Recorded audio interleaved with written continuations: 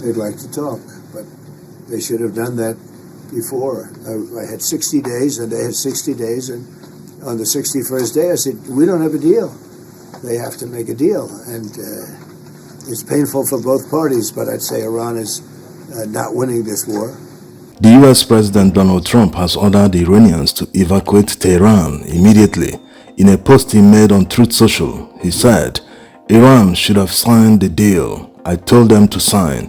What a shame and waste of human life. Simply stated, Iran cannot have a nuclear weapon. I said it over and over again. Everyone should immediately evacuate Tehran. And reading meaning into this, many people are saying that the US is ready to join the war, that if they join the war, that it is over for Iran because Israel doesn't have some of the capabilities to destroy the underground nuclear sites. Some of these nuclear sites are buried deep underground in massive mountains. Also, Donald Trump has ruled out a ceasefire because many might be thinking that, since they want to join, since he's telling people to evacuate Tehran, maybe they want to use that to pressure the Iranians, the leadership, to surrender and come back to the table to negotiate. But he made another post on Truth Social. That post can be said to be a jab at Emmanuel Macron, the French president, who said that he left the G7 summit early to go and work on a new ceasefire agreement with Iran. Posting on Truth Social, Trump said, publicity-seeking President Emmanuel Macron of France mistakenly said that I left the G7 summit in Canada to go back to DC to work on a ceasefire between Israel and Iran. Wrong. He has no idea why I am now on my way to Washington, but it certainly has nothing to do with a ceasefire, much bigger than that.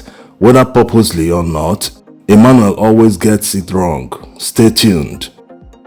Before leaving the G7 summit in Canada, President Trump convened the Security Council meeting in DC. This might mean many things. They might just want to reassess the situation in Israel and Iran, or they will be using the opportunity to prepare to deploy massively in the area. They already have many military assets in the Middle East. Some are also arriving. Yesterday it was spotted on flight radar about 7 or more Stratotankers, the Boeing KC-135 Stratotankers, also the KC-46 Pegasus. As you can see on the map, they are all heading east. Now let's see some of the US military assets that are in the Middle East. They have 9 aircraft squadrons, including F-35C and Super Hornets. They also have guided missile destroyers, including Alibok class guided missile destroyers. So these are assets they will need in any case they want to intervene and join Israel in attacking Iran. But the major difference they will make is by deploying the bunker busters.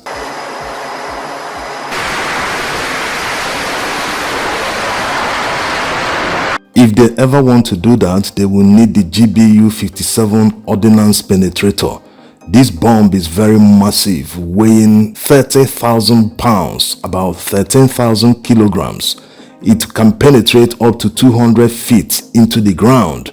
It's a perfect way to take out nuclear sites like the Fordo and Natanz. Israel has bombed these sites, but like satellite images show, they just scratch the surfaces. They do not have a means to deploy massive ordnance to penetrate these sites. It's only the US that can do that, and to deliver this ordnance in Iran, they will need B-52 bombers. These bombers will need to refuel in the air. Because they are located in the United States, they will have to refuel over the Atlantic before they make it to the Middle East. So if they ever want to take out the nuclear sites, these are what they need to do it. Like President Trump said, stay tuned.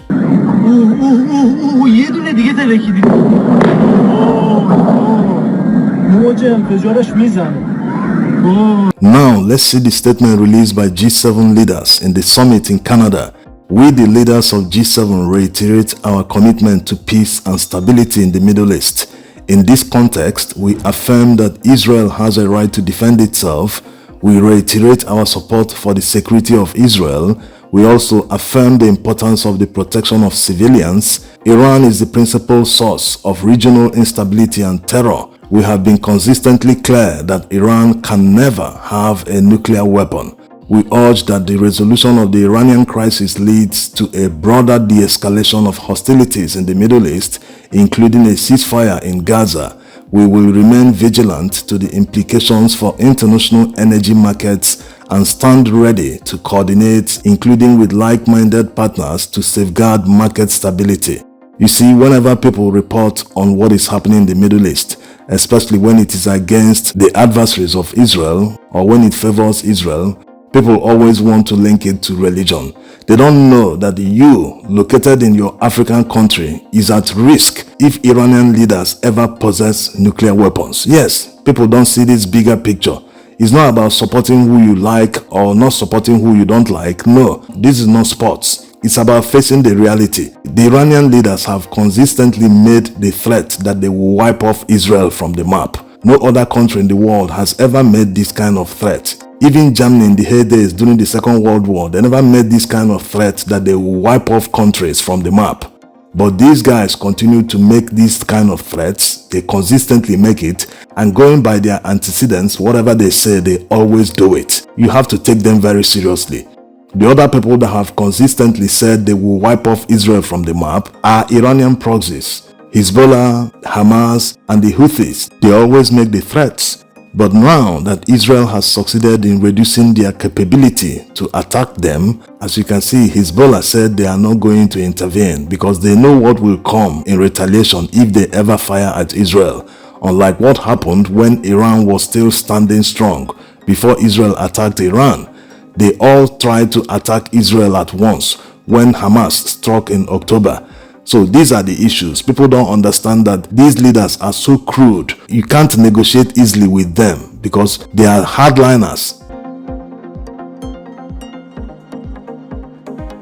One more thing is that the Iranian leaders oppress their people. They run a kind of theocracy. The supreme leader is there for life like a monarch, while the president is elected every term. So if something like not covering your hair can send you to prison or maybe die as a result, because in the process of trying to arrest that person, the lady might get manhandled or even assaulted in many cases.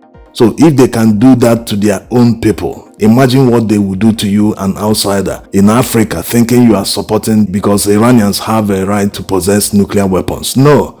In a country like Nigeria, where there is a problem of terrorism, insecurity is everywhere, you don't know who is sponsoring who, you don't know where they get their weapons from.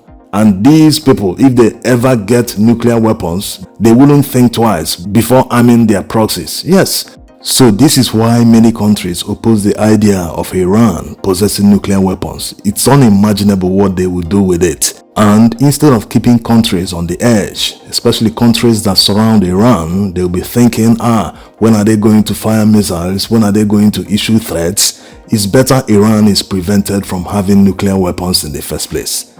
Now, let's see the back and forth between Israel and Iran. Iran fired some ballistic missiles to Israel yesterday. While Israel is already in the air, they've taken over the airspace in Iran. They are picking up targets like they want to.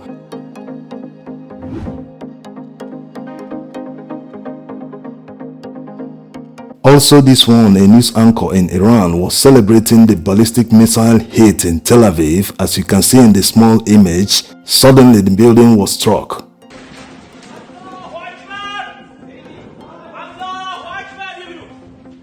در این چند سال در تمام عملیات‌های وعده صادق جلوه اقتدار ایران و شکست هیمنه رژیم صهیونیستی رو به تصویر کشیدیم. اینجا سازمان صدا و سیماست، مرکز فرماندهی جنگ رسانه‌ای ایران.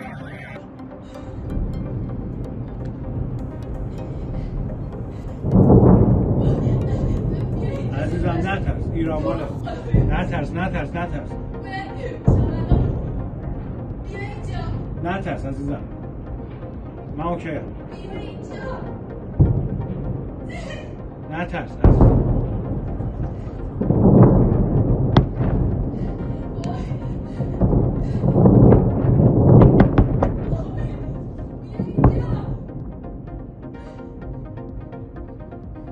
نترس عزیزم. خواهش میکنم نترس. من این پایینم.